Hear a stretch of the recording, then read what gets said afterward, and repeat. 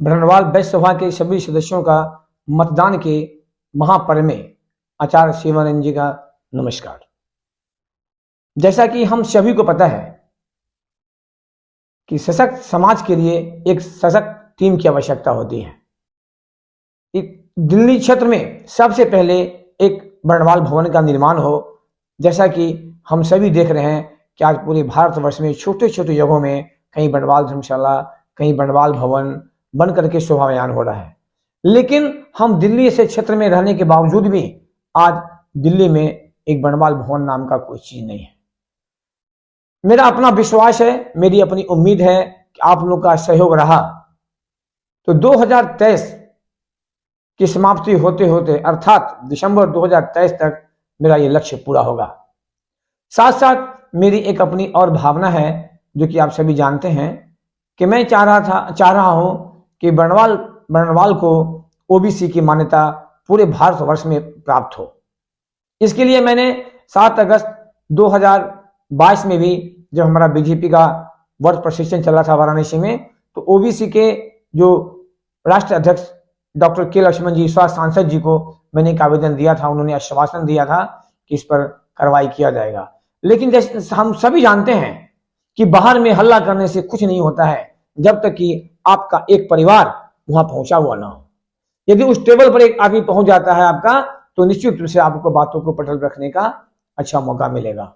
और ऐसे भी मैंने पूरे मन बना रखा है कि 2024 के लोकसभा चुनाव में मैं प्रत्याशी बनूंगा। आप लोग का सहयोग रहा तो मैं विजय भी होऊंगा निश्चित रूप से। हम 2019 से बात करते हैं, हमने क्या किया, किसी ने क्या किया, ये कहने की कोई आवश्यकता नहीं होती। आज के टाइम में कोई भी व्यक्ति अनुभूत नहीं होते, हर व्यक्ति समझदार होता है। किसके सुख दुख में कौन साथ करेगा, समाज के लिए कौन जीना चाहता है, समाज को कौन समय देना चाहता है, ये आप किसी से छिपा नहीं है। मैंने भी भरपूर कोशिश किया। 2020 के लॉकडाउन जब हुआ था, हमें अच्छी तरह से याद है, उसमें हमारे समाज के ही एक व्यक्ति थे मुकेश जी, संयोग से उनसे मेरी अच्छी परिचय थी। उनके द्वारा मुझे स्वास्थ्य कमिश्नर का नंबर मिला था अरोड़ा जी का, मुझसे संपर्क उन्होंने करवाया। और मुझे याद है अच्छी तरह से उस टाइम में कम से कम 11 से 12 आदमी को, अरोड़ा जी को अर्थात स्वास्थ्य आयुक्त को फोन करके मैंने उनको एडमिट करवाया। जहां तक मुझसे बन पाया मैंने की, जहां तक आर्थिक सहयोग की आवश्यकता पड़ी मैंने उसमें भी पीछे नहीं हटा है। और हर व्यक्ति के, समाज के किसी भी सदस्य को जब भी सुख दुख की आवश्यकता पड़ती है तो शिवानंद जी सबसे पहले आगे था, आगे रहेगा हमेशा। इस बात को आप याद रखें। चुनाव तो एक प्रक्रिया है, जीत और हार तो लगा हुआ है। जो व्यक्ति 100% इस सोच चलता है कि मैं तो जीतूंगा ही, वो कभी चुनाव लड़ ही नहीं सकता निश्चित रूप से। तो एक प्रक्रिया है, इस प्रक्रिया के तहत हम भी आपके सेवा में आना चाहते हैं। और मैं भी कोशिश इस बार किया है कि जिस तरह से 2019 में किसी ने एक टीम लेकर के आया था, उसी तरह से मैं भी इस बार एक अच्छा टीम लेके आ रहा हूं, जो कि आप सभी जान रहे हैं। और उस टीम में सबसे पहला जो है वह हमारे श्री दीप नारायण जी, इसे दीपक के नाम से जानते हैं और द्वारका में रहते हैं। वो रियल एस्टेट का अपना उनका बिजनेस भी है। और इतना ही नहीं, उन्होंने अपनी श्रद्धा से, अपनी इच्छा से 400 वर्ग गज का एक प्लॉट पर पूरी भवन बना करके किसी आश्रम को दान कर दिया। अब सोच सकते हैं कि जो व्यक्ति किसी आश्रम में 400 गज जमीन पे पूरा भवन बनाकर दान कर सकता है, तो व्यक्ति समाज के लिए क्या कर सकता है। उनकी इच्छा शक्ति को देखा तो मैं भाव विभोर हो गया और मैंने उनसे कहा, रिक्वेस्ट करके, क्या आप इसमें उपाध्यक्ष में आप आए, हमारे टीम को, हमारे हाथ को मजबूत करें, हमारे समाज की नींव को मजबूत करें। और उन्होंने हामी भरी। तीसरे जो हमारे सहयोगी हैं वो आपसे छुपे तो है नहीं, बिल्कुल एक एक सदस्य उनसे परिचित हैं। वो हैं श्री उमेश कुमार जी, अधिवक्ता, जो कि आपको 2014 से लेकर के 2019 तक लगातार बरनवाल बैस सभा के महासचिव रहे हैं। अपने सूझबूझ से समाज को बढ़ाने का काम किया है। लेकिन बात फिर वहीं अटक जाती है कि जब तक आपके साथ अच्छा टीम नहीं हो पाता है तो कोई भी काम आगे नहीं बढ़ पाता है। आज हमारे देश के लिए, आज हमारे देश को पूरे विश्व पर इस पटल पर लाने वाला एक मोदी जी नहीं है। मोदी जी के साथ एक अच्छा टीम है, चाहे वो राजनाथ सिंह जी हो, अमित शाह जी हो, या हमारे और भी बहुत सारे नेता हैं।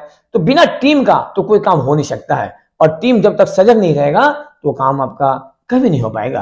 तो मेरी पूरी भावना है हम आपके साथ सुख में दुख में जब आवश्यकता पड़े तो मैं आपके साथ बिल्कुल तैयार हूं। और साथ साथ मैं ये भी बता दूं कि मैंने जो भी समाज को दिया है इसके बदले में समाज ने मुझे बहुत कुछ दिया है, और आज समाज का ही दिन है कि मैं आज उत्तर प्रदेश भारतीय वैश्य महासभा का प्रदेश अध्यक्ष हूं, अखंड हिंदू विश्व महासंघ का जो है मैं राष्ट्रीय महासचिव हूं, साथ साथ अपने भारतीय जनता पार्टी में पश्चिम क्षेत्र उत्तर प्रदेश का मैं मीडिया प्रभारी भी हूं। और आपका सहयोग रहा तो निश्चित रूप से 2024 का जो कदम मेरा है वो संसद भवन में रहेगा। मुझे अपना आत्मविश्वास है और उस संसद भवन में आपकी बातों को मैं लाने का पहले प्रयास करूंगा कि सबसे पहले जो है बर्नवाल को ओबीसी की मान्यता प्राप्त हो। और ये निश्चित रूप से कटु सत्य है कि आपके सूझबूझ, आपके मतदान से ही समाज का एक अच्छा निर्माण होगा। इसलिए अपने आप पूरी सूझबूझ से बिना किसी के दबाव में आपको जहां अच्छा लगे, जो व्यक्ति जो प्रत्याशी आपको अच्छे लगते हैं उनका आप चयन करें। लेकिन इतना मैं जरूर कहूंगा, अपने हित में नहीं, समाज के हित में चयन करने का प्रयास करें। एक सूत्र में लोग कहते हैं मैं ये कर दूंगा, मैं वो कर दूंगा, वो कर दूंगा, वादाएं होती रहती है। आपको पता है जब जब चुनावी माहौल आता है तो सारे नेता वादा करते हैं, चुनाव की घोषणा भी होती है। तो वादा करना भी एक सिस्टम है, लेकिन उस वादा को धरातल पर लाना उससे ही बड़ा सिस्टम है। और मैं पूरे निष्ठा के साथ कह सकता हूं, बिल्कुल निस्वार्थ के साथ। और मैं आपको बता दूं सदस्यों, हम अपनी छवि की बात करते हैं, मुझे गर्व तो नहीं है, लेकिन मुझे अपने आप पे इतना विश्वास है कि मैं रहने वाला दलसिंह सराय से हूं, समस्तीपुर जिला का, चाहे दलसिंह सराय हो, नवादा हो या भारतवर्ष का, पूरे भारतवर्ष की बात करते हैं जहां भी समाज हमारा है, बर्नवाल समाज है। यदि दिल्ली से सहित एक बर्नवाल परिवार कोई कह दे कि शिवानंद जी ने किसी बर्नवाल परिवार के साथ धोखा किया, चीट किया, उसको 2 रुपया ठग लिया, तो मैं समाज का आज भी दंडित हूं और मैं अपने आप को खुद महसूस करूंगा और समाज से बैकअप करूंगा। ये मेरा आज माँ का आशीर्वाद है, माता रानी का आशीर्वाद है, हमारे माँ बाप का संस्कार है जो हम आपके साथ जुड़े हुए हैं। हम आपसे आशा रखते हैं कि आप निश्चित रूप से इस मतदान में अपना कीमती समय देकर अवश्य आए, सारे कामकाज को छोड़ के आवे, क्योंकि ये पर्व नहीं, मतदान जो होता है ये पर्व नहीं, महापर्व होता है। इससे एक देश का भविष्य निर्भर करता है। उसी तरह से आज आपके समाज का भविष्य निर्भर करेगा कि कहाँ क्या होना है। कितना अफसोस की बात लगता है कि दिल्ली से क्षेत्र में एक धर्मशाला नहीं है, एक भवन नहीं है।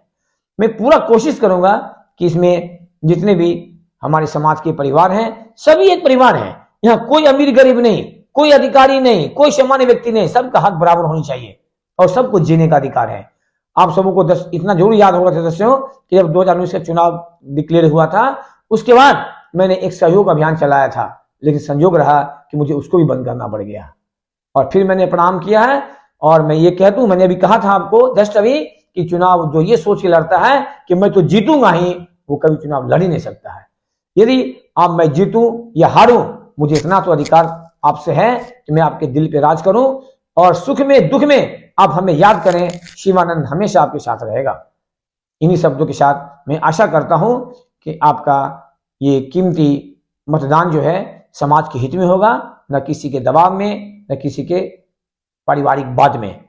और मेरा फिर वही नारा है, मतदान करें वफादारी से और प्रत्याशियों का चयन करें समझदारी से।